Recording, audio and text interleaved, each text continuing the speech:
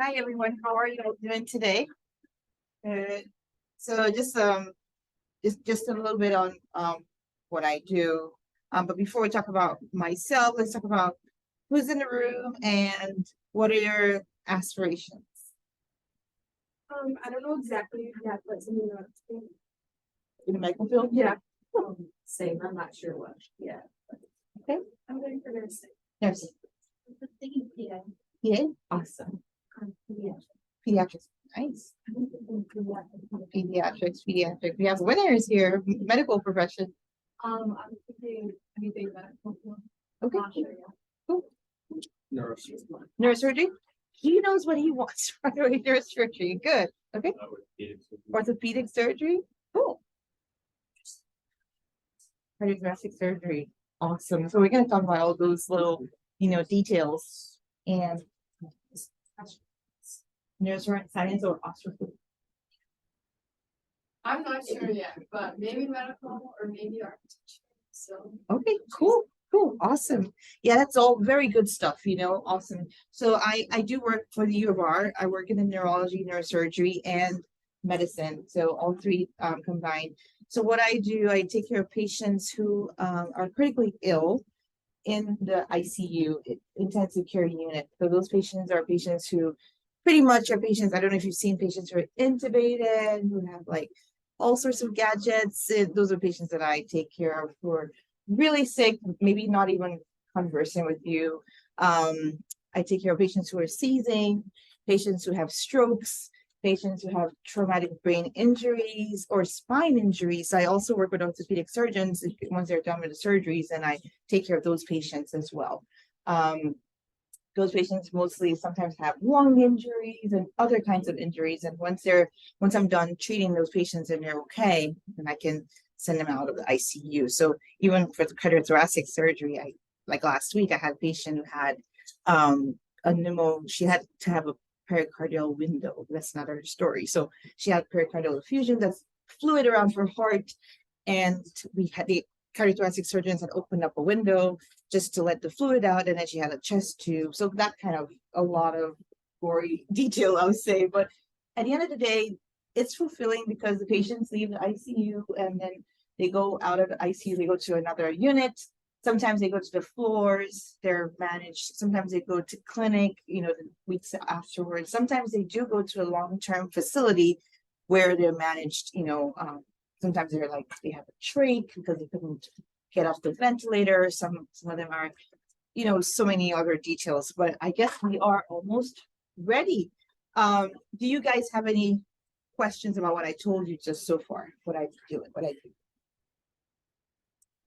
Yes. We work with residents as well.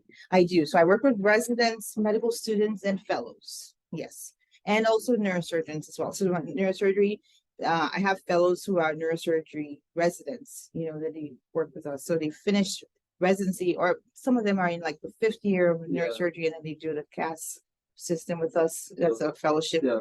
Then they go back. Okay. Yep. Yeah. How did you decide on your interest? That's a very good question. Very good question. And that will bring us to my talk. Exactly. So why did I decide to go into neurosurgery? You see? My dad had a stroke many years ago. I think I was 14 when he had a stroke, and he wasn't able to walk. It took him a year and a half to walk. So a stroke is really an injury to the brain where there's a blood clot, and the blood clot doesn't allow you to move. Pretty much if the person has a clot in the right side, they're going to be weak on the left. And if they have a clot on the left, they're going to be weak on the right. So he had a clot on his left, it was on his right side because he was weak on his left. It took him a year and a half to walk. So I was fascinated about, his progress, his recovery. Today he's over 80, but he's driving. So I wanted to be the doctor at the time who helped him to get, better.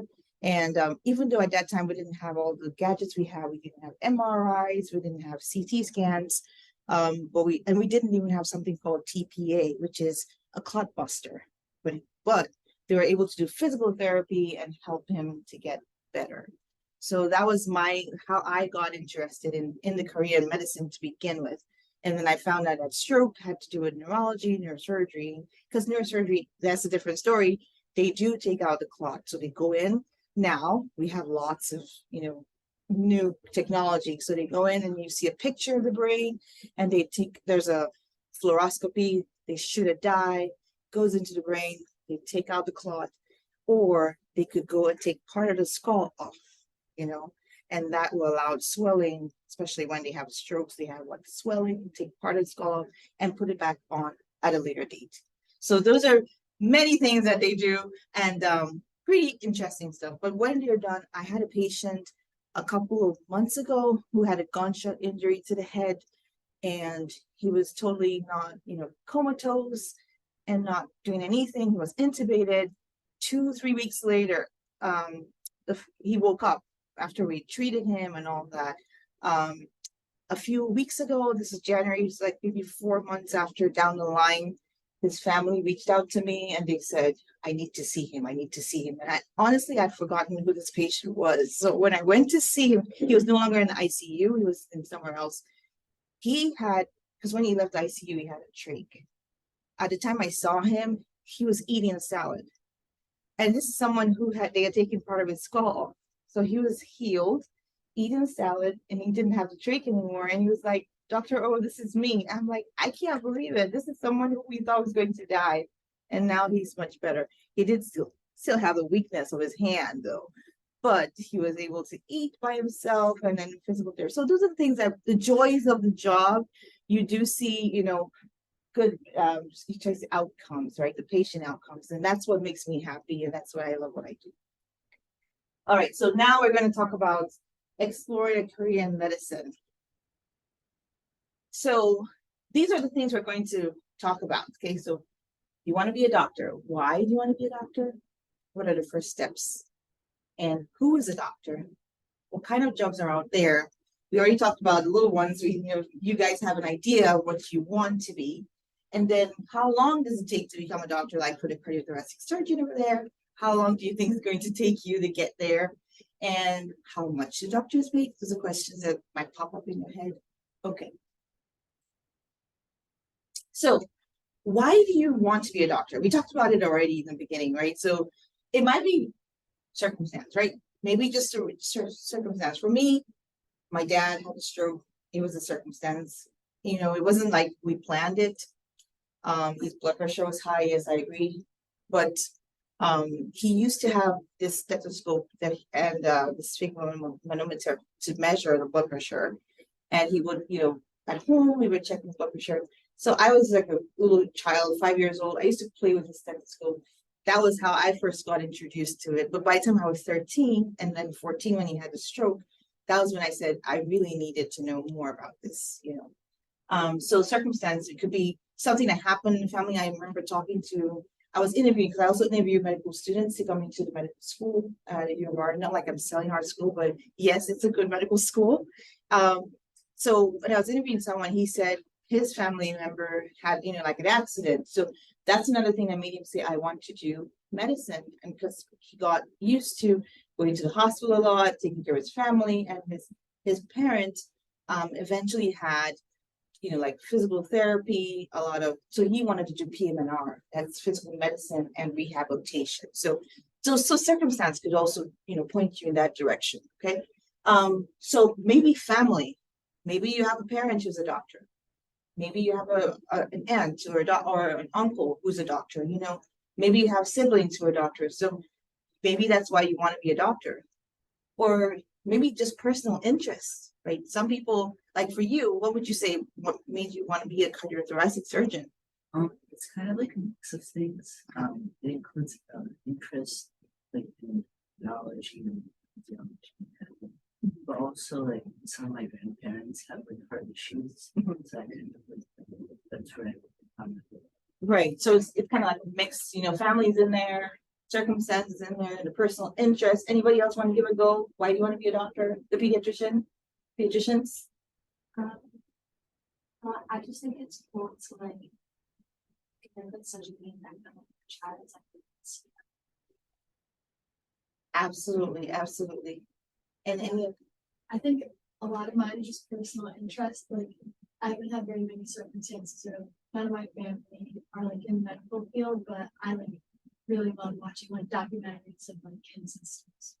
Absolutely, absolutely. Anybody else want to give it a go? Why you want to be the PA?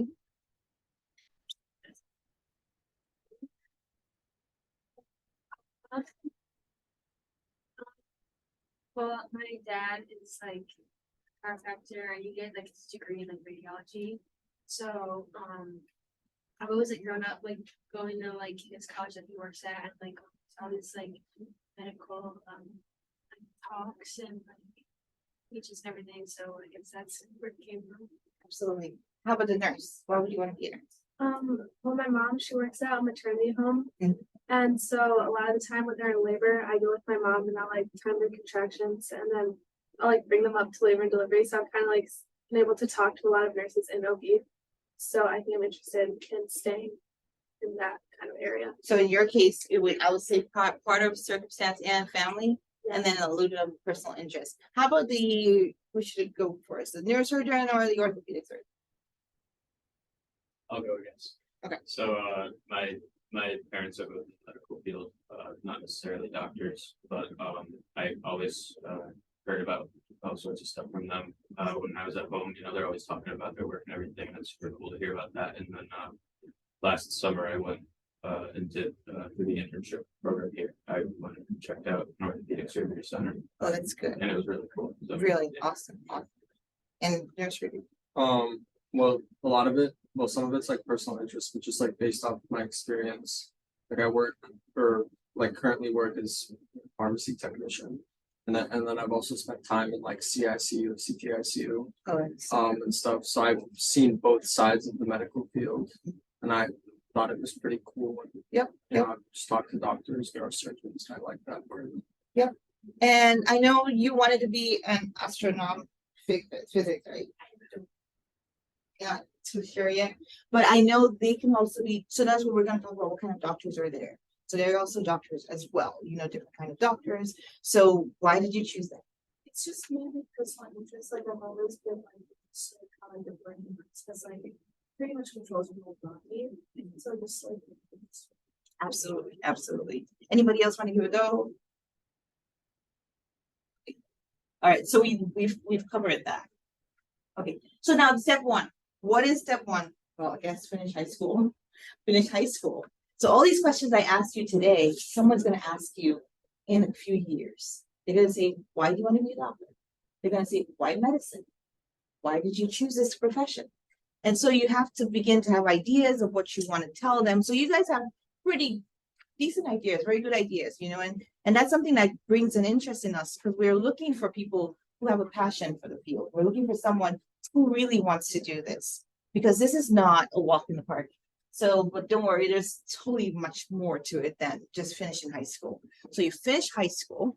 What do you think comes next? I know you guys all know. So college. So college could be anything. I mean, I interview people who are in engineering and they want to do medicine.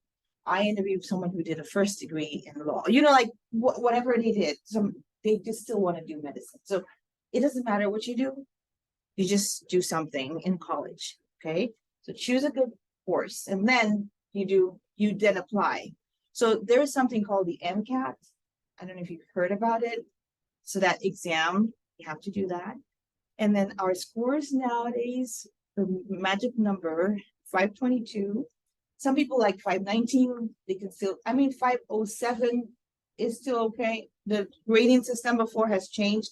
There's now, so the magic number, at least if you're a 507 and above, that's a good one, okay? We're not that we're looking for scores, but we do know, research for us has shown that people who get 507 and above, they will do well in medical school because there's still more to it. There's going to be USMLE, as the United States Medical Licensing Exam. So once you're in medical school, you start doing those exams. There's USMLE step 1, there's USMLE step 2, and there's USMLE step 3. Not that you have to do them in that order. You can do step 2 before step 1. But we do like to do step 1 first. Step 1 has like physics, chemistry, biology, things you're doing now, and kind of like a graduation from MCAT. And then when you get to second year, third year, you do step 2. That's clinical. So there's a clinical aspect where you sit with a patient and talk with them and they grade you. So the patient is actually your grader, and they act and role play. So it's really interesting. So you finish that, then you do your residency. So residency is where for cardiothoracic surgery, you're probably going to do residency in surgery to begin with, the first surgery. Then you can branch off into cardiothoracic surgery. For you, pretty much the same thing. You do a first year, maybe in surgery, and then you branch off into orthopedics. For you, it depends. Some people can just go directly into neurosurgery the 7 years, or you can do the first year just regular surgery and then go on, continue. For pediatrics, it's the 3-year residency. Did anybody want internal medicine here? No, internal medicine is 3 years. For nursing school, you do your first degree of college, and then you do your BSc, or sometimes you can do a master's. And in nursing, there's so many opportunities. You can not just be a bedside nurse, you can be a teacher. You can do masters in nursing, you can become a provider. You can become a nurse practitioner. And the nurse practitioners, they make a lot of money too. That's my goal. Absolutely. And you can do a PhD. My aunt is a PhD in nurse practitioner. She works for the Department of Health in Maryland. So she loves her job. And she said, Remi, I'm not doing bedside nursing anymore. I love this. So she also teaches by the side. She goes to the clinic on the other days, and it's a very good it's a work-life balance for her. She loves it. So like she has a 9-to-5 job, and that's it. Then for PhD, you could do maybe a PhD. So maybe you finish college, you do masters, and then you can do a PhD and get your doctorate in the astronomical, physics and everything else. Any questions on that slide? Nope. So looking at it, it depends on what you choose, right? So, and that determines how long it's going to take. So, okay. So who is a doctor? Hopefully in a few years, that will be you, right? One of you guys, anyone here. So a doctor is someone, right, who is compassionate. You have to be compassionate. You have to show empathy.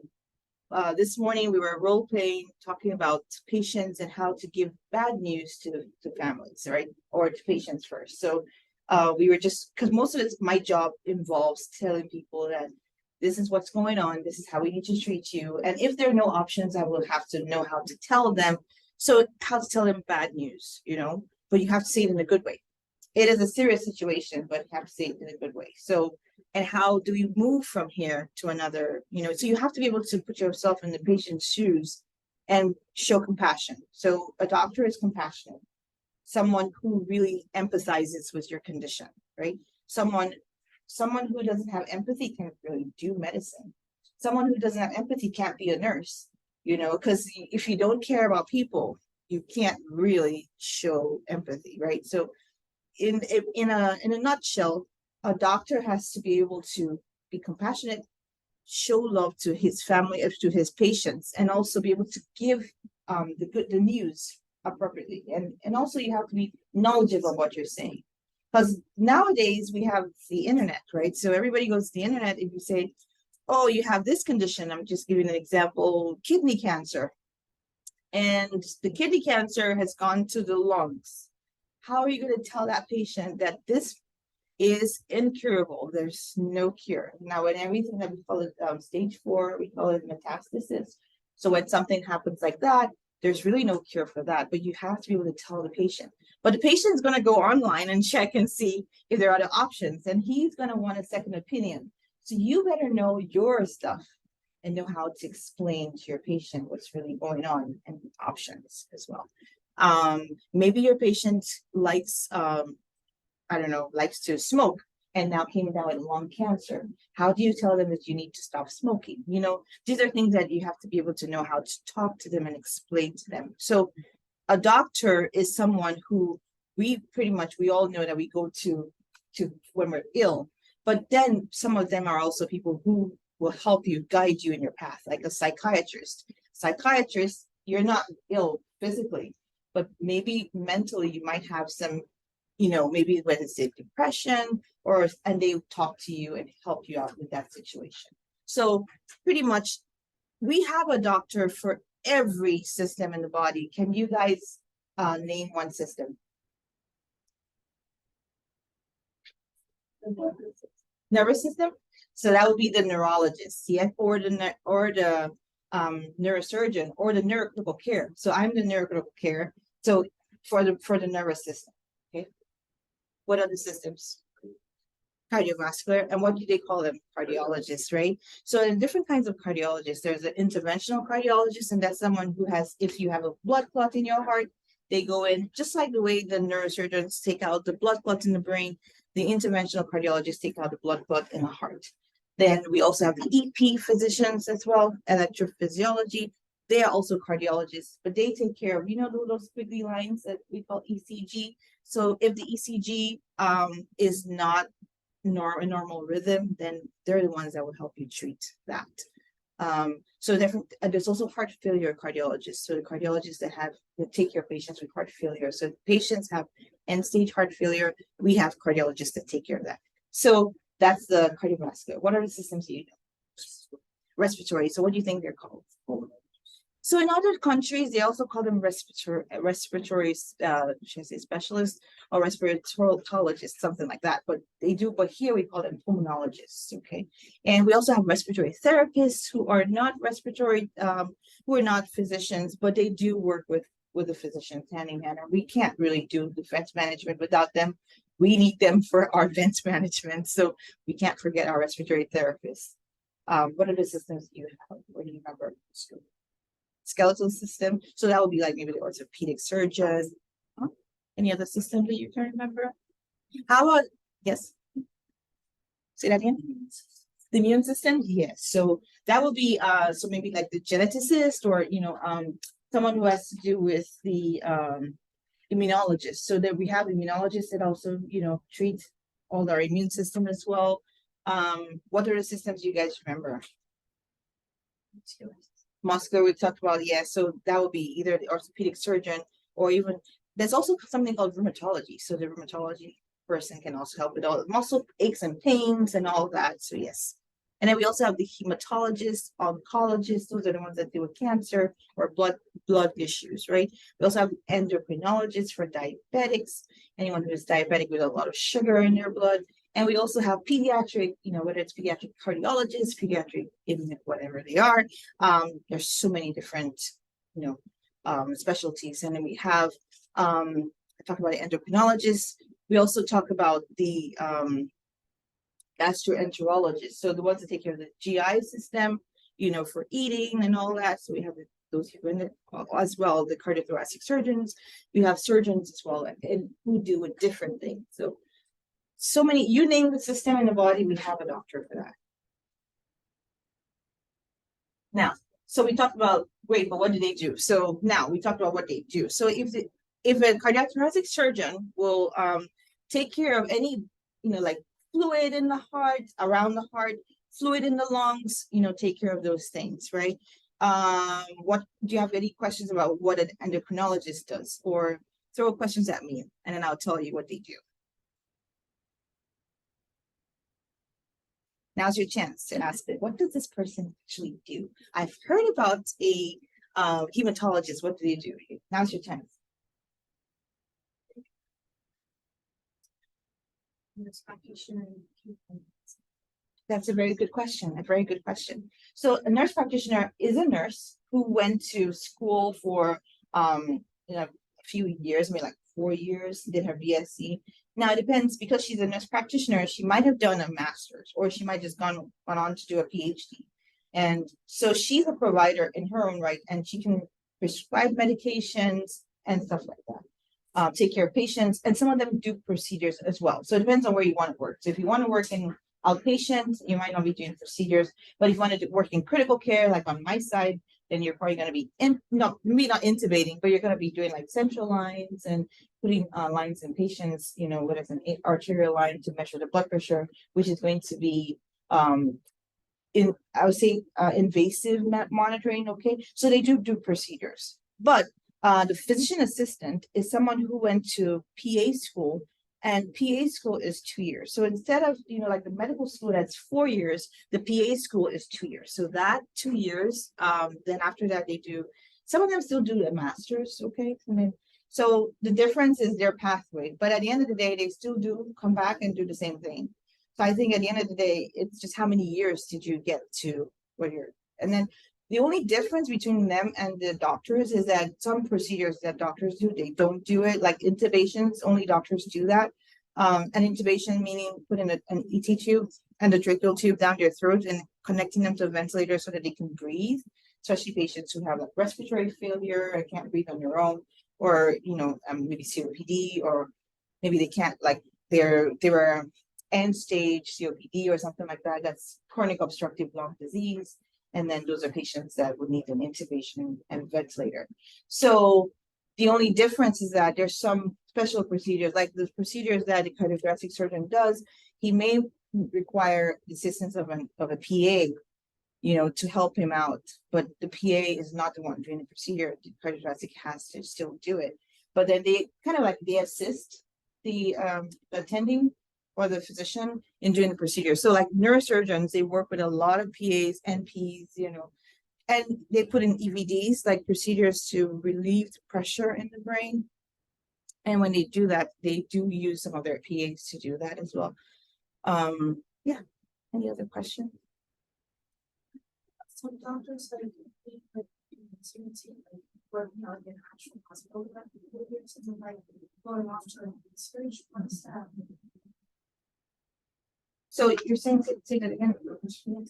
I don't know like where I saw this, but I remember learning about like how some doctors are like work in a hospital for like a certain amount of years and then they like go on research about that same topic for a certain amount of years. Like what is that? So that's taking a research year. So if you wanted to take a research year or a gap year to do your research work or a research project, yeah, we do allow people to do that. I have medical students who decided maybe in their MS3 year, second year or third year, they decided to take a research year to do research, just to go out and do research and to know more about what they want to do. Some people are not sure. Once they're in med school, they're like, I'm not sure. I want to be a cardiologist. I want to be a pediatrician. I'm not sure. So maybe you take a gap year, maybe you decide to take a gap year and, to find your research interests and find what you really want to do. And then some people do travel during that period and then go to do maybe like exchange programs with another hospital, just so you can get more experience and see what you're interested in. I remember as a resident, I did my cardiology rotation in another hospital, like 20 minutes or so down the road, just because I wanted to learn more about cardiology. But when I finished my month rotation with them, I didn't want to be a cardiologist anymore. I said, I don't think I'm cut out for that. I wanted something different. So you can always try it out. And if you don't like it, then you change. Yep. Any other questions about what they do? The pediatrician, takes care of the pediatric kids. The funniest thing, my son, he's 13. He went with me to see a doctor, and because he's always said he wanted to be a pediatrician. So we went to see a doctor, and when we got there, doctor saw him and took care of him and everything. And then at the end of the day, we didn't have any procedures or anything, and then he was done. He was like, Mom, I think I changed my mind. I don't want to be a pediatrician anymore. I'm like, why? He's like, I didn't have any excitement, So I was like, well, I mean, it depends. If you're very sick, of course there'll be excitement, but it depends on the acuity of how sick you are.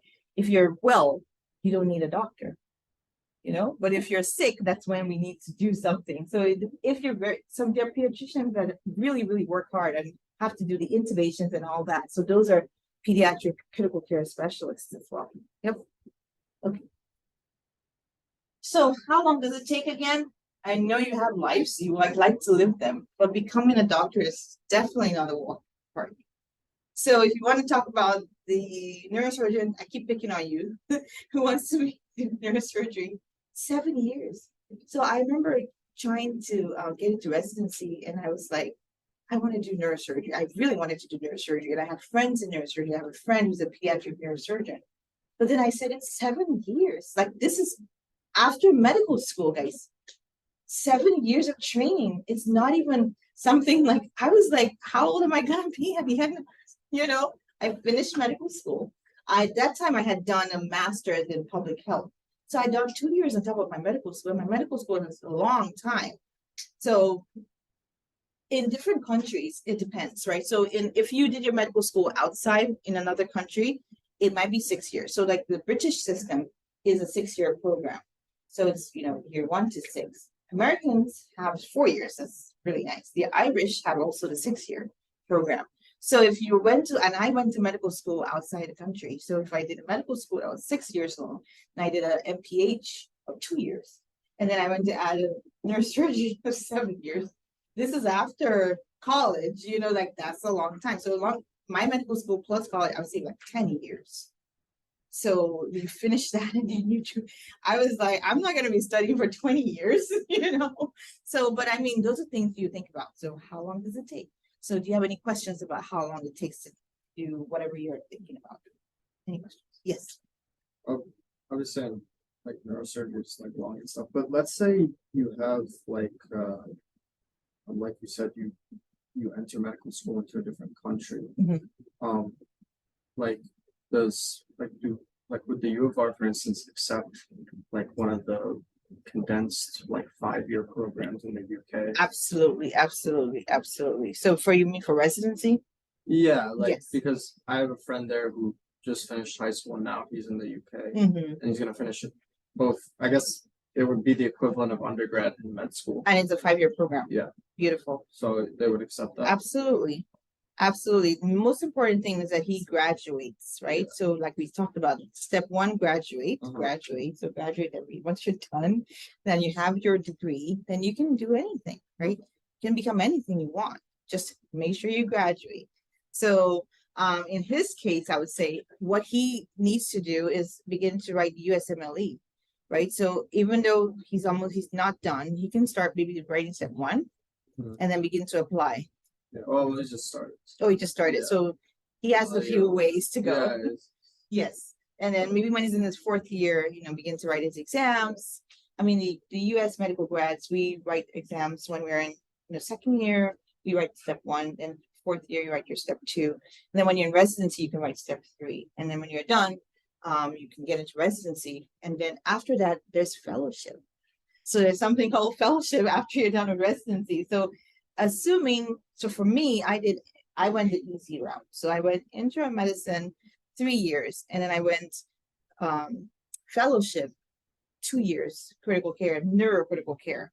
And then, and while in that fellowship, I had exposure to neurosurgery, medicine, and neurology. So that's why I have all 3. And now I'm working all 3 departments. At the end of the day, I came the shortest route to get to the same spot, so you can decide what you want to do. As long as you're credentialed, you can work. Yep. Any other questions on that slide? So let's say you've done all this. How much money are we talking about?